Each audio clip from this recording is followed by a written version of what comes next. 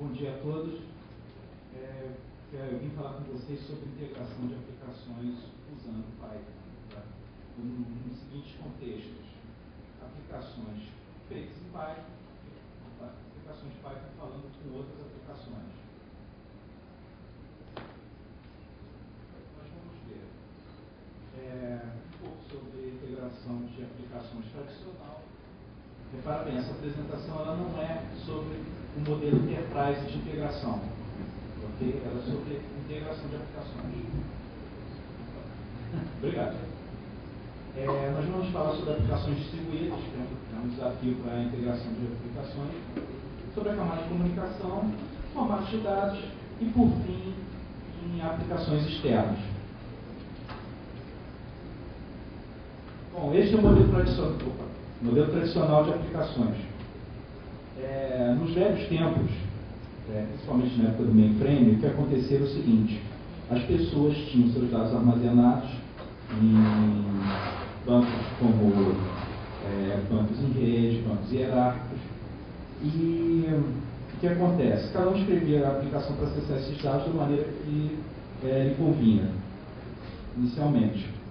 Com algum esforço manual, o que aconteceu é o seguinte: as pessoas criavam bibliotecas com funções principais, tipo assim, funções como, por exemplo, validar o CPF, e várias aplicações usavam aquela função. Só que nada restringia das pessoas fazerem várias rotinas de verificar CPF, não havia um controle maior e nenhuma padronização em torno disso. Ou seja, basicamente tinha que alguém ficar enchendo o saco das pessoas, os desenvolvedores, para tentar manter algum controle ali. Os dados podiam ser acessados de várias formas diferentes, por vários métodos, o que complicava mais ainda o controle. Ainda na época dos mainframes, surgiu uma solução que era colocar uma camada no meio, que nós chamamos de middleware. Middleware ele contém as funções que estão disponíveis para o acesso a banco de dados e outras funções, como autenticação, e as aplicações elas se comunicam através desse middleware entre si e com os dados. Tá? Quem já teve a oportunidade de conviver com o mainframe deve lembrar de várias siglas estranhas, como CIPS, Pican e outras coisas. Todos esses são middlewares disponíveis para as aplicações de mainframe. Esse tipo de solução foi replicado para outros ambientes. Nós vemos isso aí nos frameworks conhecidos de hoje em dia. Esse ambiente requer muita padronização, pois eu preciso conversar com esse middleware, isso é feito através de padrões. Bom, em relação ao middleware é uma camada de software que conecta os componentes e aplicações, tendo como objetivo a interoperabilidade. Ou seja, se eu tiver um middleware e se eu souber usar, teoricamente a minha aplicação vai conseguir conversar com outras que usem o middleware. Eu tenho várias opções relevantes para serem usadas com Python. Eu tenho o Zope, que é um servidor de aplicações.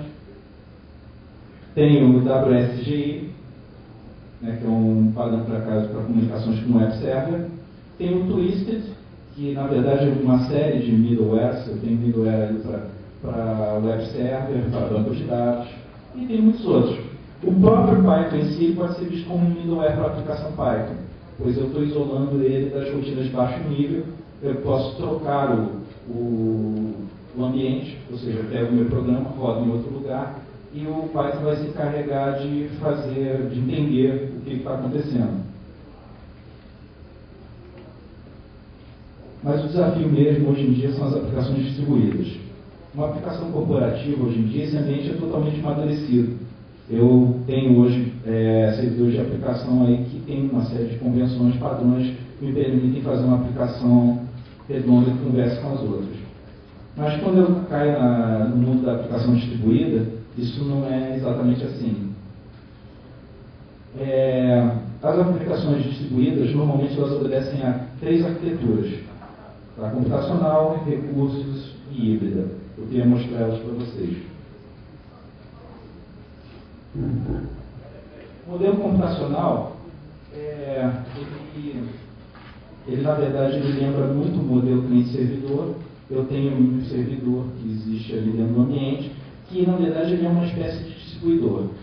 Ele espalha para as estações que, na verdade, em vez de serem clientes, são trabalhadores, eles vão executar tarefas, normalmente são chamados de workers. E esse servidor ele vai manter o controle do que está sendo executado, por quem, e, por fim, ele vai recolher os resultados, vai receber os resultados. Esse tipo de processamento ele é mais habitual nas soluções para processamento científico. Outro modelo que eu tenho também é o modelo de recursos. Pô, só um segundo de novo. Alô? Ah, vocês estão ouvindo? Ainda bem, porque aqui eu não estou ouvindo nada. Bom, tomara que continue assim. Bom, o modelo de recursos, a ideia é a seguinte: eu tenho uma nuvem de servidores no que os meus clientes acessam, não importa realmente qual é a máquina que eles estão acessando, e aquelas máquinas ali dentro da nuvem, elas se resolvem de alguma maneira para atender o cliente.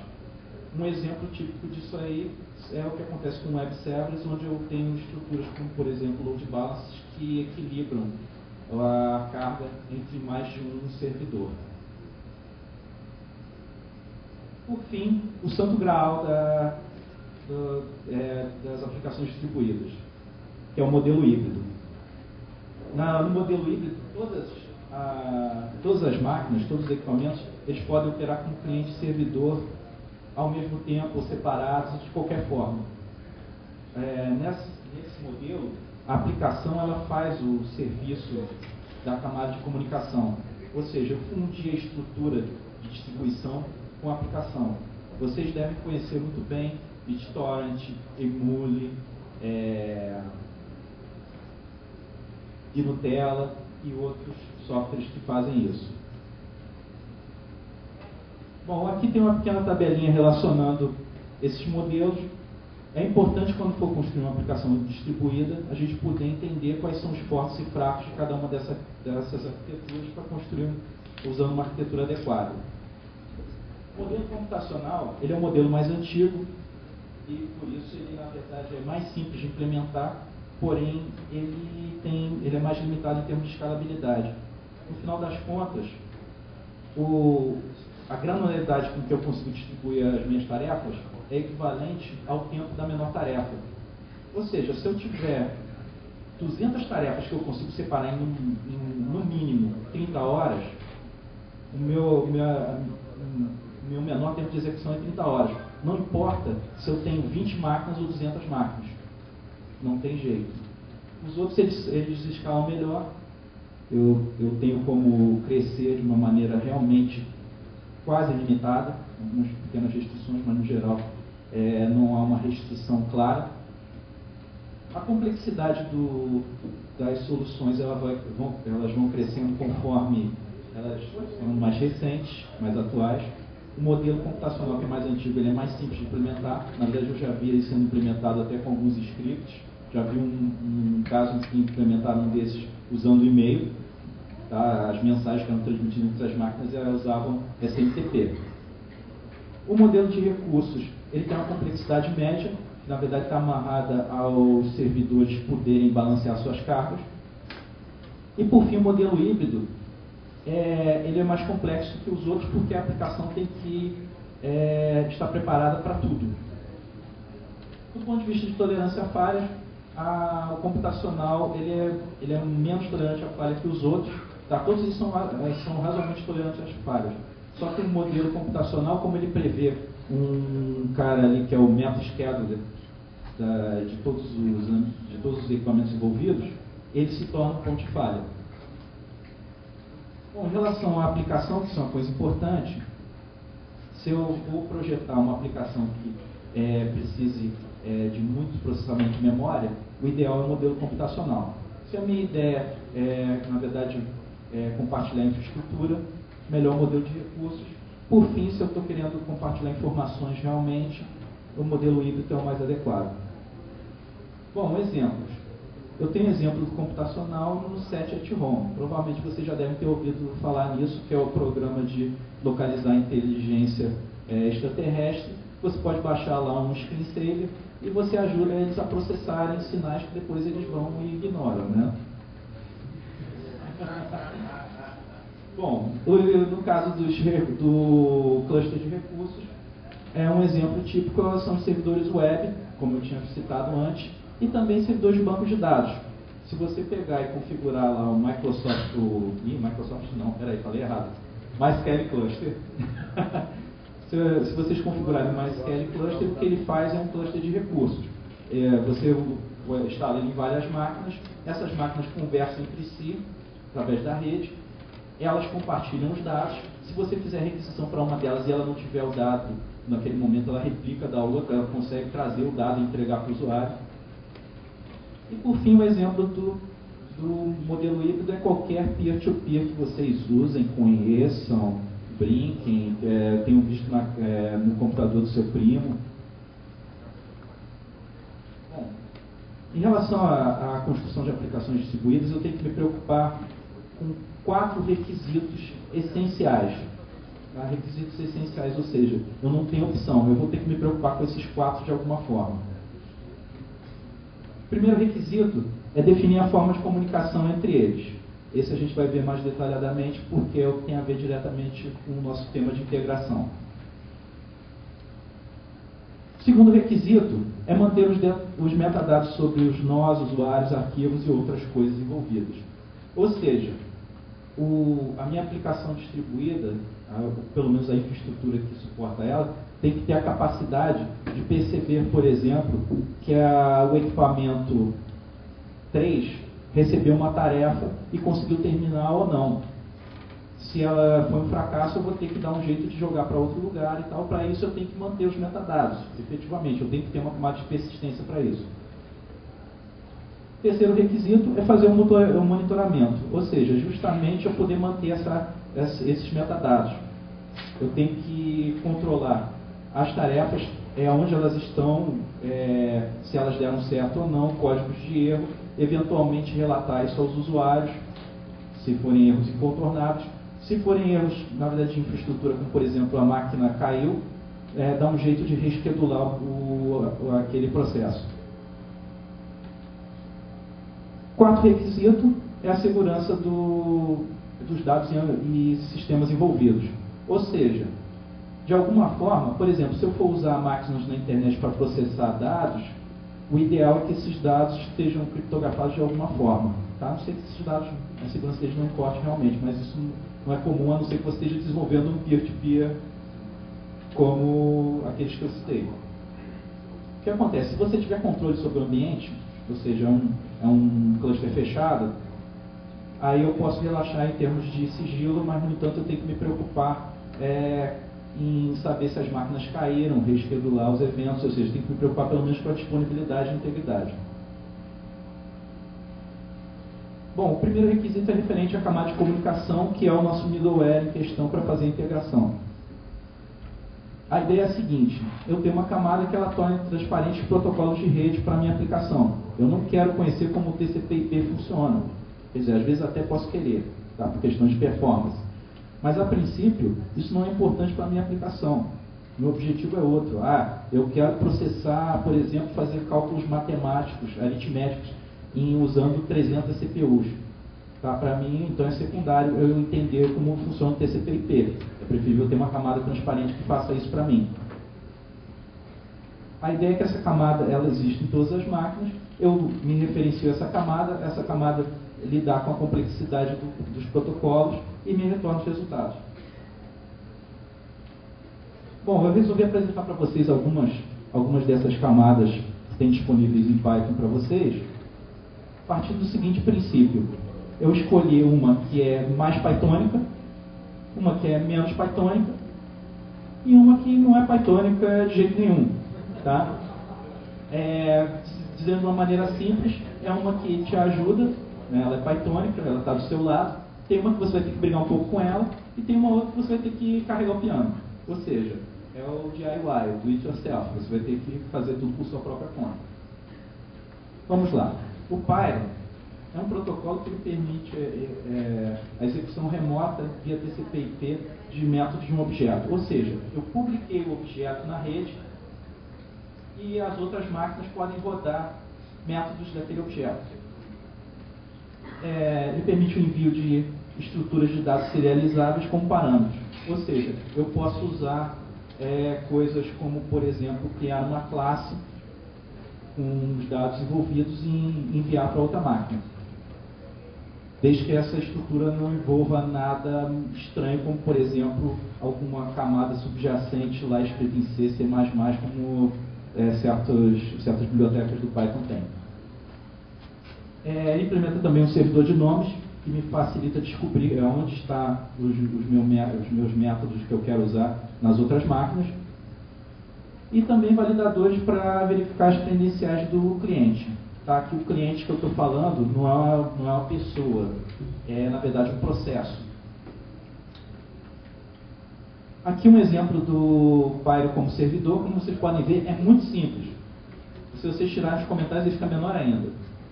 Tá? Isso aqui é meio que um boilerplate. Ou seja, qualquer servidor que eu for implementar, eu vou ter que ter um init server, vou ter que criar um daemon, instanciar um daemon, passar para ele os objetos que eu quero compartilhar, que eu quero publicar na rede, e por fim eu tenho que botar ele rodando, escutando a porta.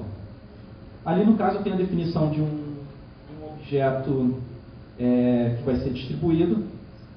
Como vocês podem ver, ele tem que ser um descendente da classe PyroCore Object Base. No caso aqui eu crio um objeto para poder fazer o cálculo da transformada de Fourier usando o NumPy. Bom, esse aqui é o cliente correspondente. Também, como você pode ver, bem simples. Se vocês tirarem as linhas vazias e os comentários, ele fica bem menor. O que eu preciso? Aqui eu peguei e criei uma pequena massa de dados, usando números aleatórios. Defino um objeto local, que ele na verdade é um proxy para o objeto remoto. Ou seja, quando eu disser que quero rodar um método do objeto local, na verdade vai ser executado o método remoto lá numa máquina que eu não preciso conhecer os detalhes. Eu simplesmente, a única coisa que eu precisei foi uma URL, com esse protocolo com um nome muito engraçado, para quem reparou. Bom, ele retorna os dados também de forma serializada, então eu não preciso me preocupar em fazer conversões de espécie alguma. Muito Python. Bom, o XML RPC, aqui um parênteses. XML, provavelmente todo mundo aqui conhece. RPC, algumas pessoas talvez conheçam, outras não. Essa sigla é muito conhecida. Havia um protocolo da Sun, um software equivalente, uma camada, que você encontra nos Unix tradicionais e que foi portada para o Linux também, que permite a execução remota de procedimentos. O que acontece? Aquilo ali funcionava mal a beça, mas fazer o quê? Era o que tinha na época e o troço se tornou um padrão e todo mundo copiou. Tá bom? Pois é, o XML RPC, na verdade, daquele protocolo original, ele só conserva realmente o nome e a ideia. A implementação é outra, a tecnologia é outra. Então vocês não precisam ficar assustados, ele não é tão terrível quanto aquele antigo. Tá? Coisa velha. O XML RPC implementa um protocolo de execução remota de procedimentos, Remote Procedure Call, a transferência de dados em XML usando HTTP ou HTTPS como protocolo de transporte. Ou seja, uma tecnologia, na verdade, que é a infraestrutura da internet.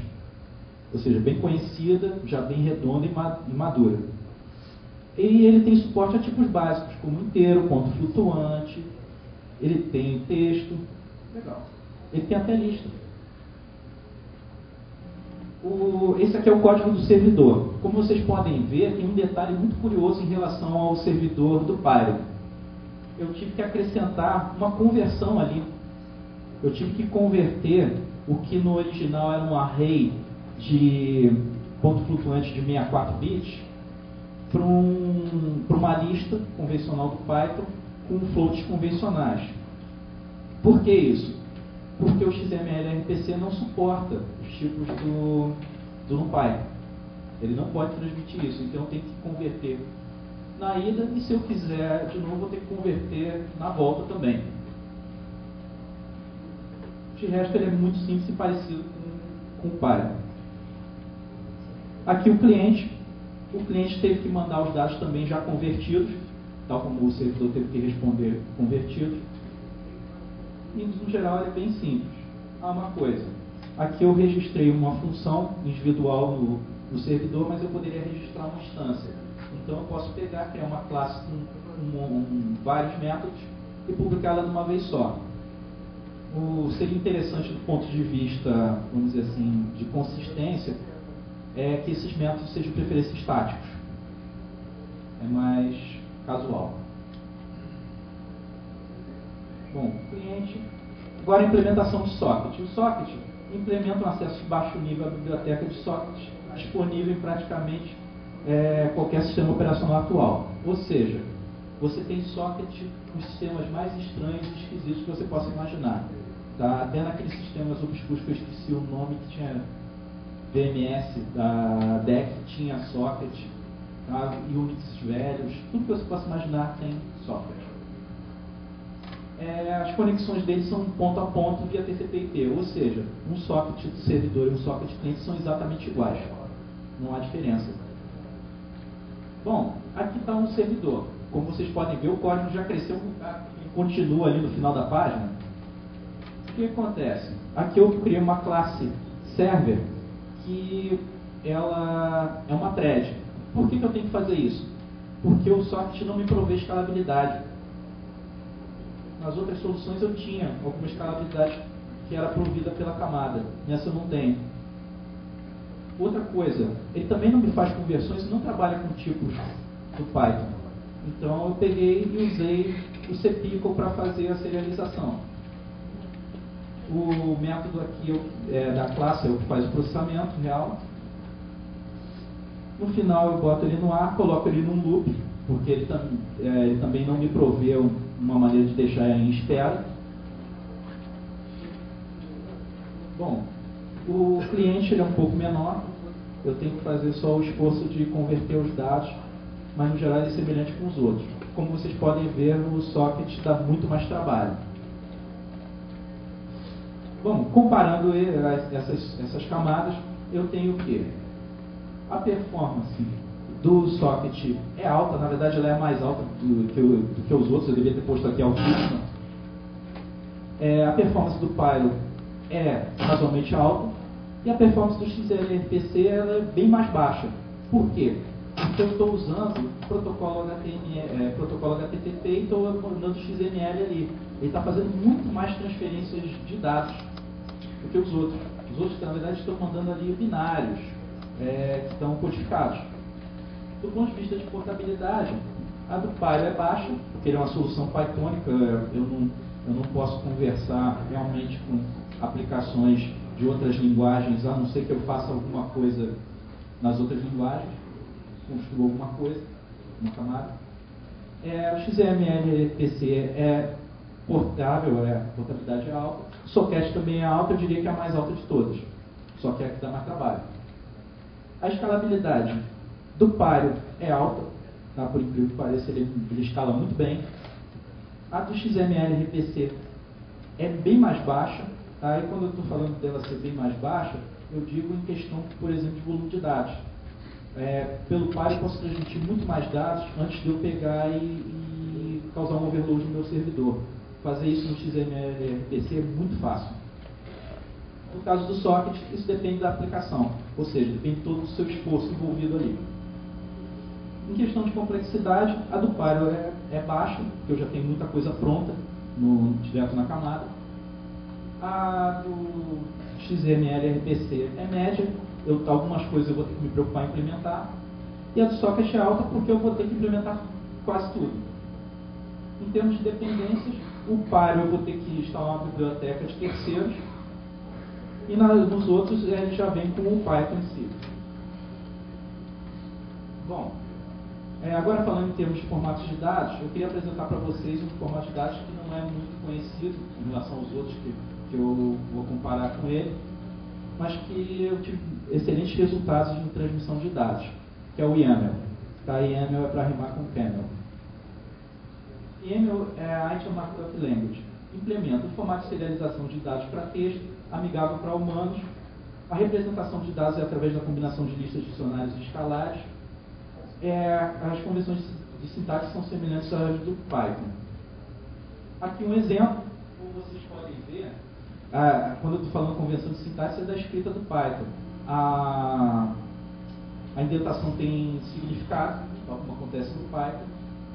E, bom, vocês estão vendo ali a diferença entre a estrutura equivalente do Python, não é tão difícil de correlacionar uma com a outra. No caso, comparando o YAML com outros formatos de dados conhecidos aí, o XML e o Pickle, que também é uma opção interessante em certos casos, eu tenho o YAML, ele tem uma performance melhor do que o XML, pois eu trabalho com um conjunto de dados menor. Em compensação, o Pickle é que dá uma melhor performance, só que a portabilidade do Pickle é baixa, a dos outros é alta.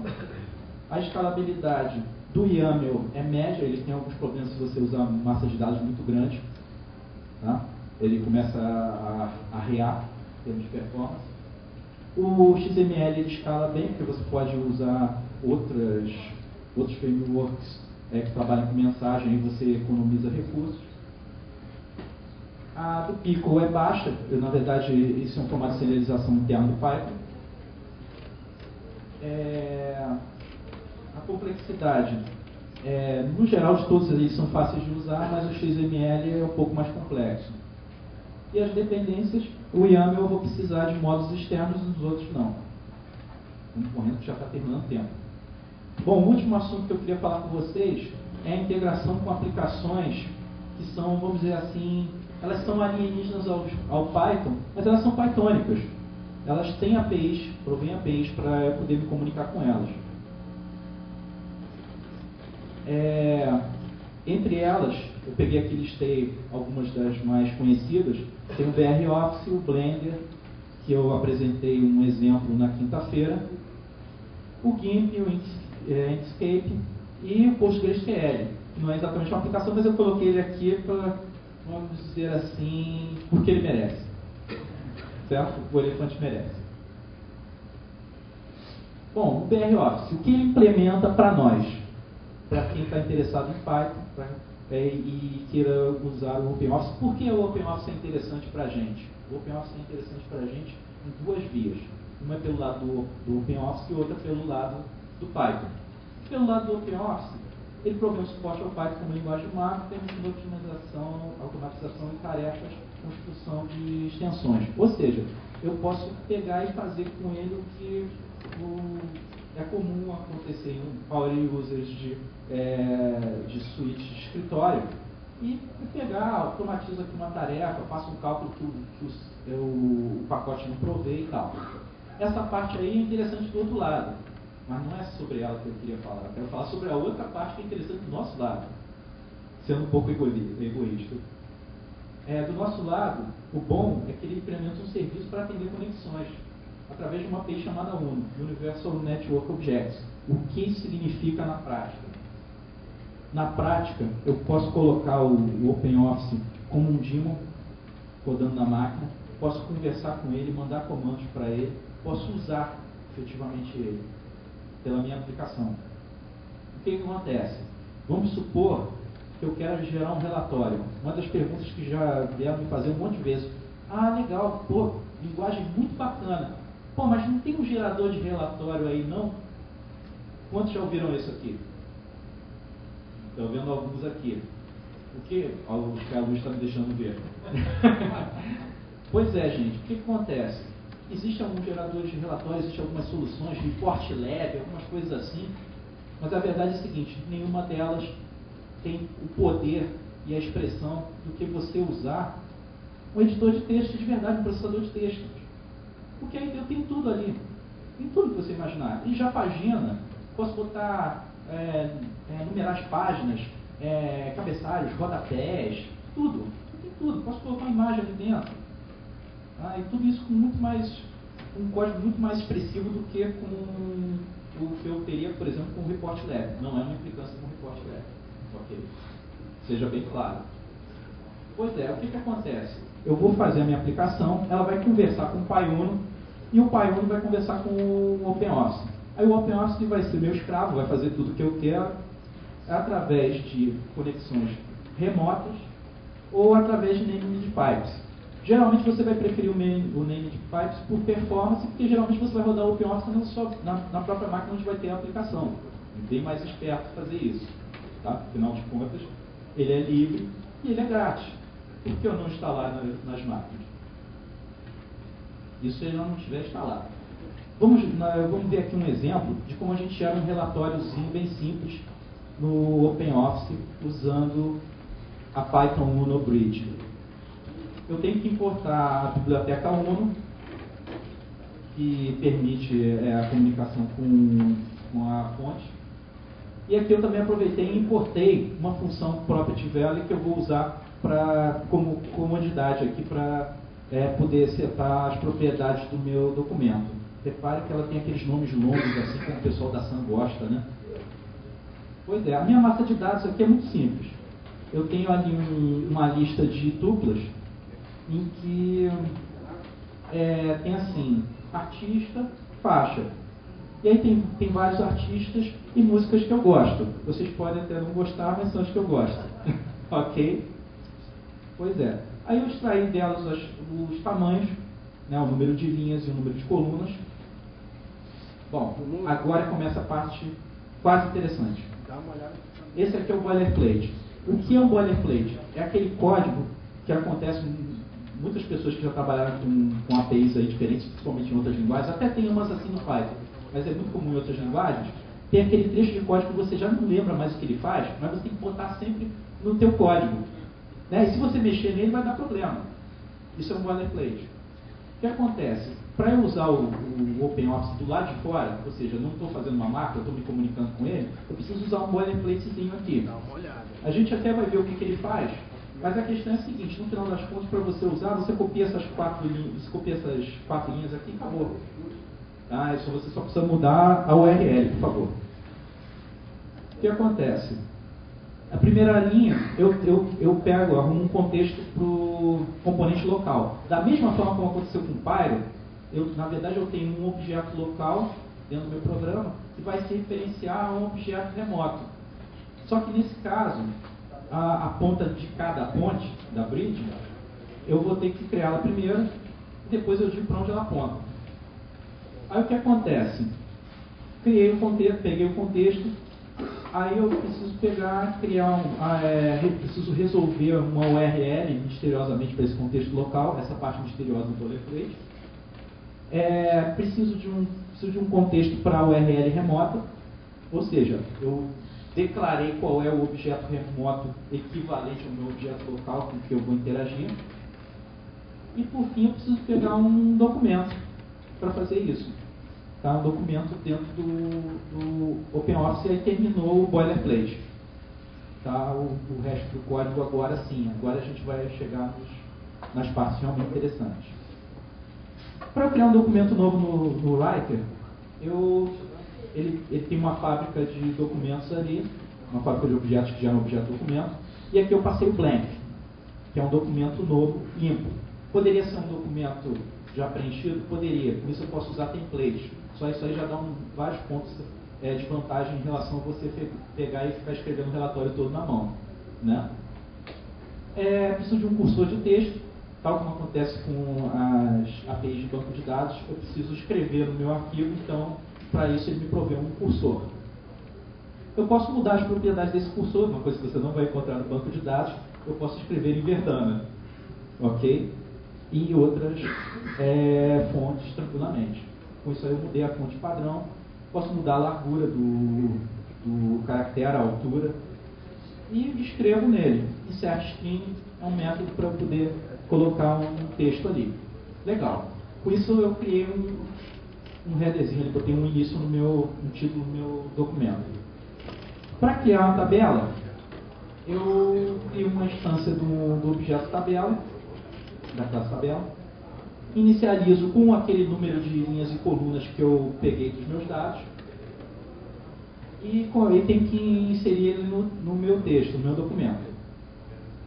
Feito isso, eu preencho a tabela. É só percorrer as linhas e colunas e usar tem uma função set, tem um método setString, e eu coloco dentro da tabela, você pode ver ali no cantinho, assim cortadinho ali para não ocupar muito espaço.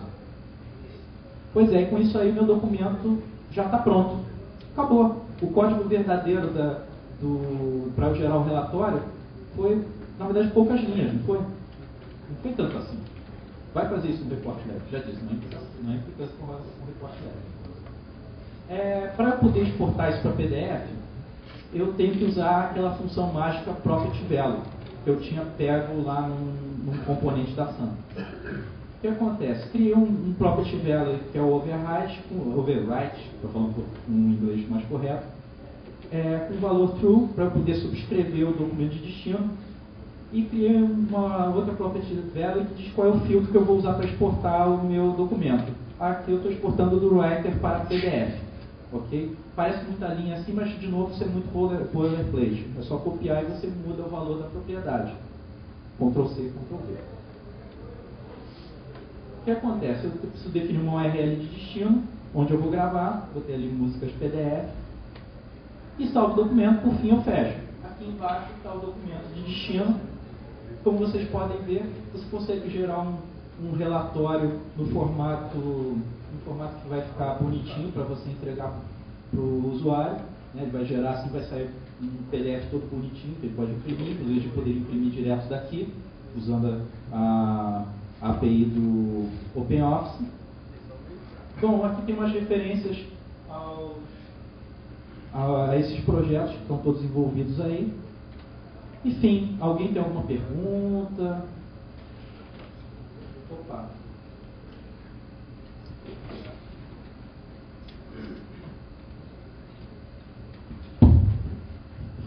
Luiz Eduardo, parabéns. Muito bacana a sua apresentação aí. Obrigado. Eu tinha só um comentário e uma pergunta.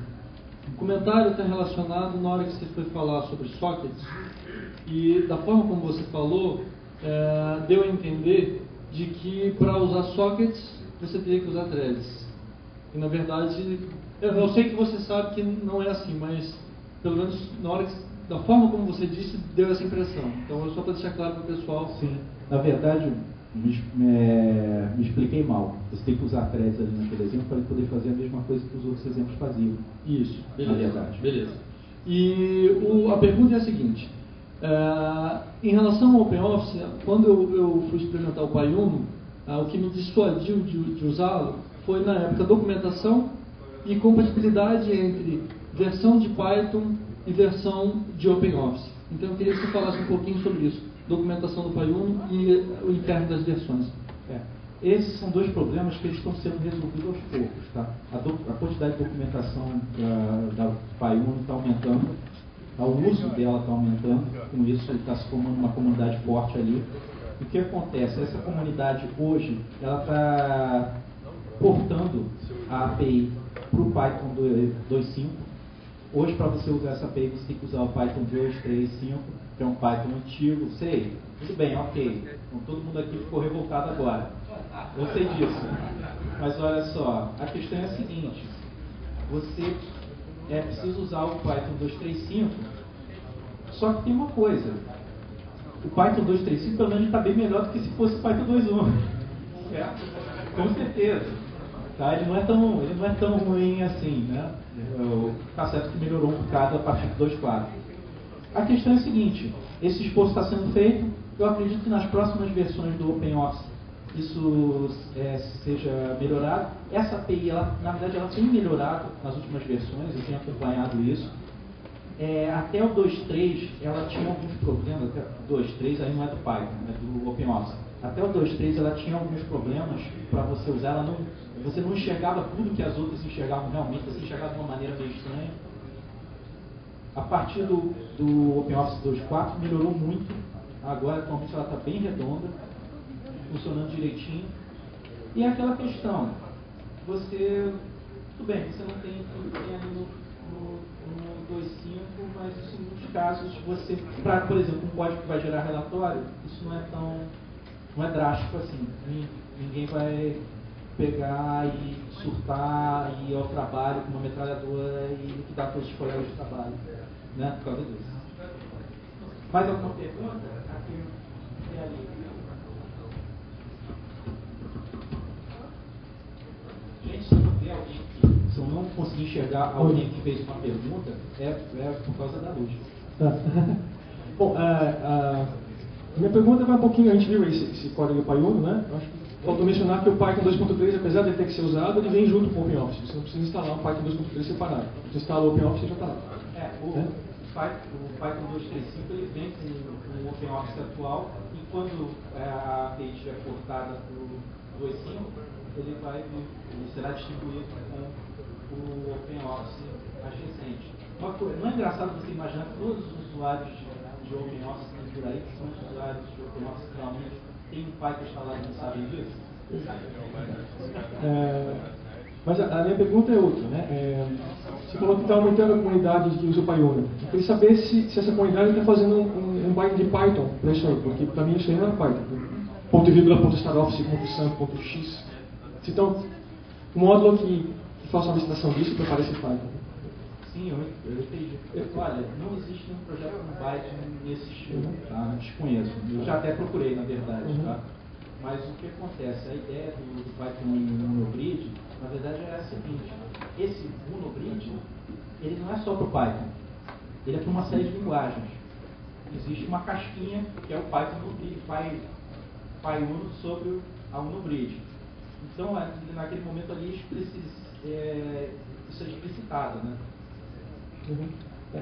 Eu comentei porque a pergunta, na verdade, eu perguntei porque é uma coisa que eu pretendo fazer, porque aquele, no estilo da minha palestra relâmpago do Sherrip, dá para fazer uma série de classezinhas que escondem essa complexidade por uma coisa simples para Python, né? E, na verdade, eu até escrevi uma palestra de Python para a Latinoamérica no final de outubro, pensando em falar do Python com integração de OpenOffice e fazer uma coisa parecida lá, que eu sabia que essa API é complexa, mas então eu vou querer manter contato com você depois. Sim, ok. Eu também gostaria de ter uma solução mais Python, até seria mais legal para apresentar aqui, né? Mas, como te falei, o Python no Grid optar por essa arquitetura assim que explicita demais, na verdade, as coisas. Quando você falou de escalabilidade do IAML, você falou que quando você cresce muito o tamanho do arquivo, você perde um pouco de escalabilidade. Quão grande você está falando aí?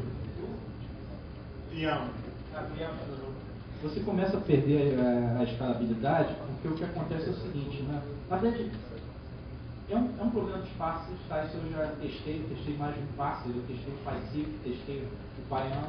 Todos eles têm, vamos dizer assim, curvas diferentes de escalabilidade, tá? Mas começa a ter algum problema de parser quando a massa de dados vai ficando grande.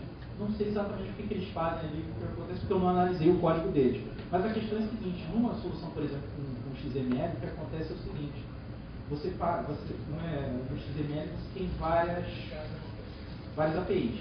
E aí você tem APIs, por exemplo, que são a mensagem, como fax. E aí o que acontece? Quando o documento é grande, esse documento aqui é grande. Então você pega, aposenta o seu fundo, não é do jogo, né? Do dom, né? Aí o que acontece? Essa API ela consegue mexer com uma massa de dados muito maior, com uma performance melhor. Tá?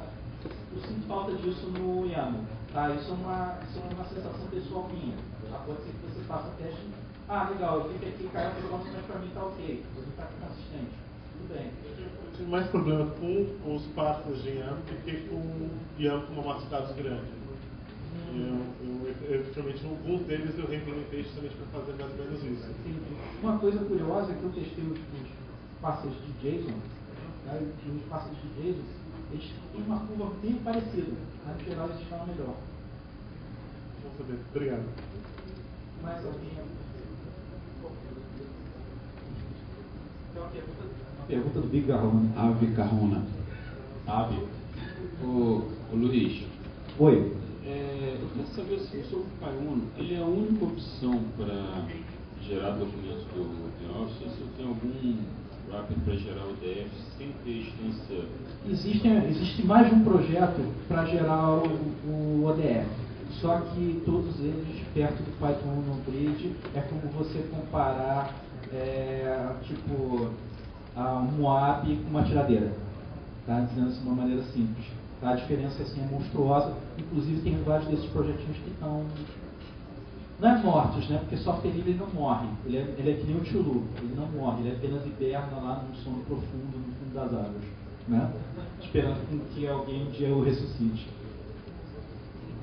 Mas, então, o Pai Uno está sempre em instância do OpenOffice aberta. Desculpa, por favor, repete. Essa solução usando o Pai Uno, ele não tem uma instância do OpenOffice aberta. Sim. Você já testou alguma coisa sobre a concorrência, sobre se quiser gerar 1000 relatórios ao mesmo tempo? Olha, eu não testei com 1000 relatórios ao mesmo tempo, testei com um número bem menor do que isso, porque eu também fiquei curioso com isso, tá? Testei com 100 ao mesmo tempo. O que acontece é o seguinte, coitado da máquina, mas atender ele responde, tá? A máquina que sofre, porque o OpenOffice é o OpenOffice.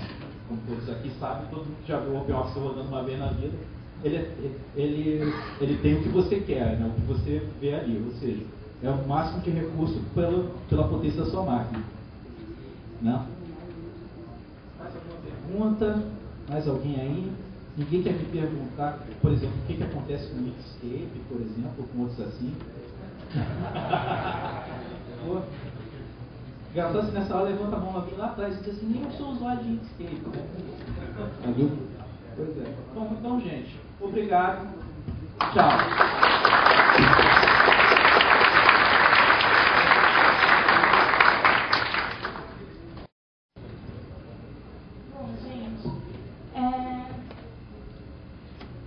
Eu sou nova com Mac, estamos fazendo PCB, se quiser até ajuda no treino para colocar a imagem na tela, mas aos poucos a gente se acostuma. Eu não sei se